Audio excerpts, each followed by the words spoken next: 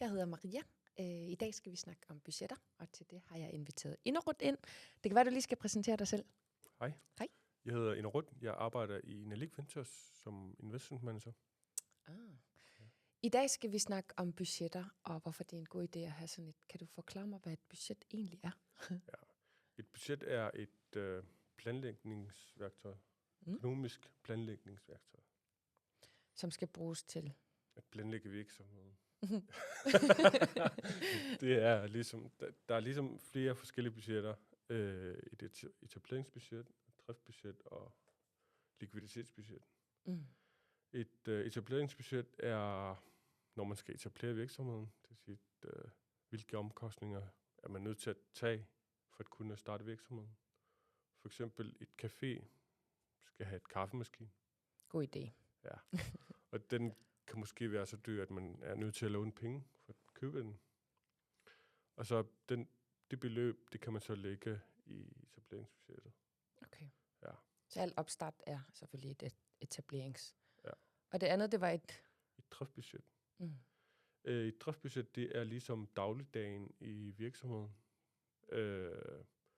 Og der skal man ligesom ikke, der behøver man ikke planlægge kaffemaskiner månedligt. Fordi man køber jo kaffemaskiner månedligt. Ja. Det er mere sådan faste udgifter. Ja, der er lidt mere faste udgifter. Der kan man ligesom regne ud, at man skal købe kaffe løbende. Kaffebønner, formale kaffe eller et eller andet. Og så kan man ligesom regne ud, hvor mange poser kaffe skal jeg købe, for at kunne køre en café. Eller hvor meget du skal sælge for at sådan til det hele passer sammen. Præcis. Så kan man ligesom også begynde at regne ud, hvor meget en kop kaffe skal koste, for at kunne køre caféen.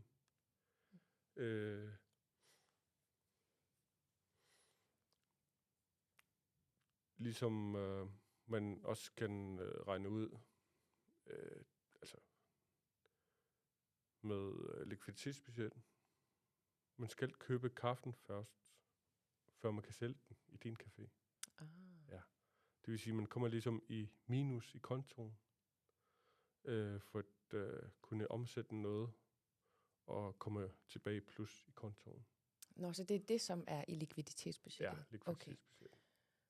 Okay. Okay, hvis så man gerne vil i gang og være selvstændig, og man ligesom sådan, hvad gør man så? Altså, hvis ikke man, ringer man bare til dig, eller er der nogle steder, man sådan kan?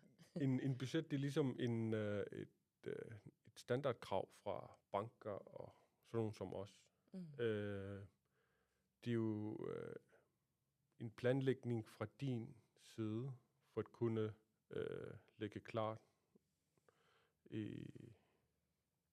altså beskrive klart, hvad din virksomhed kommer til at tjene penge på.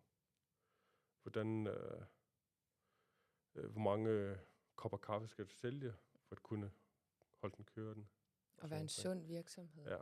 Så hvis du skal låne penge i banken, så vil banken spørge om din budget. Okay, så det er en rigtig god idé at have et budget. Det er rigtig godt. Ja. Tak for dine gode svar, Røger.